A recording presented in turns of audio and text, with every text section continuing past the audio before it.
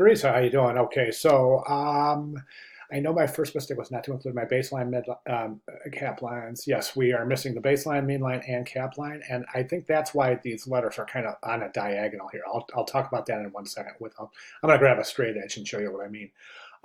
Actually, put them on tracing paper. I have my papers lined up, my light box.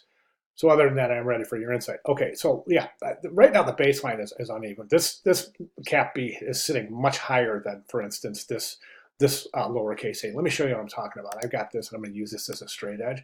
Just watch the top of this document right here as I place it right there, and we can see that's the low point, right? So that lowercase a right there, it goes up from there, and it goes up here from there. So it kind of comes to a little dip right there. Okay, and that is, of course, indicative of the fact that there is no baseline drawn. It looks like your letter relationships are pretty good. So you did some sort of gauging as how to place and determine the x height. Of course, the mean line. Of course, the mean line is the line that connects the lowercase letters. So let's go ahead and take a look at what happens now. As we can see, that the letters are all different heights and different sizes. And again, that has to do with the fact that there's no mean line. Now, basically what we're seeing is that there's too much space right there.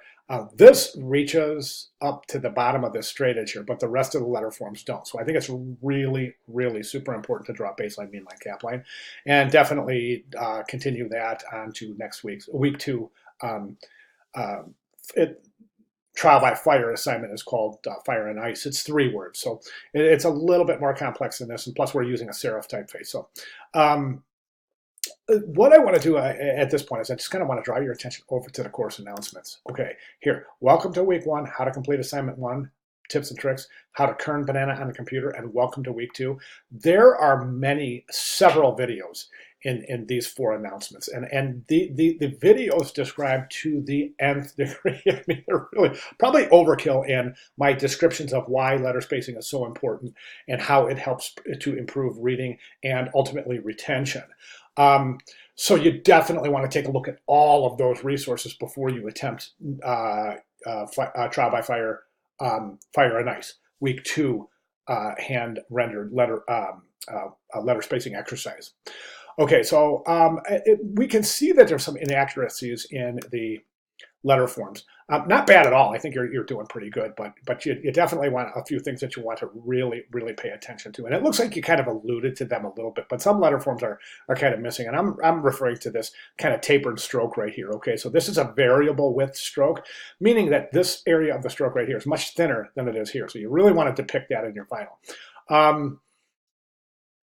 Additionally, just really watch the counter space. I think paying attention to counter form is a great way to ensure your letters are consistent. Counter form meaning the shape around the letters inside the closed bowl and inside this open counter right here.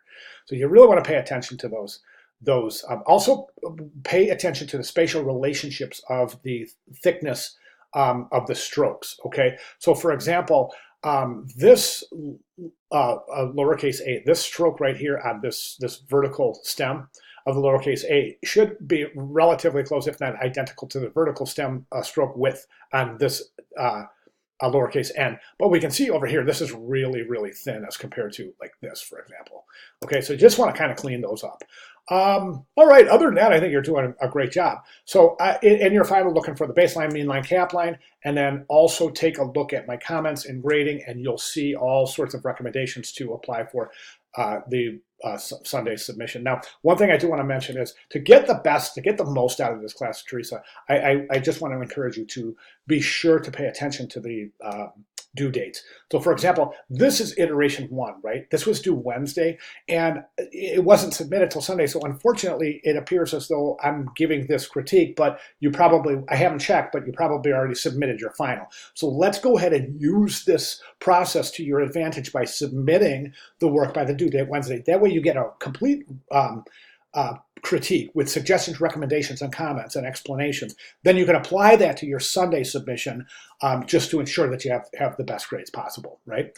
And after all, I'm assuming that we all want A's in this class, and I definitely want to give all A's, but we have a little bit of work to do to get there. So let's go ahead and try to concentrate on it. If you have any questions at all, Teresa, let me know.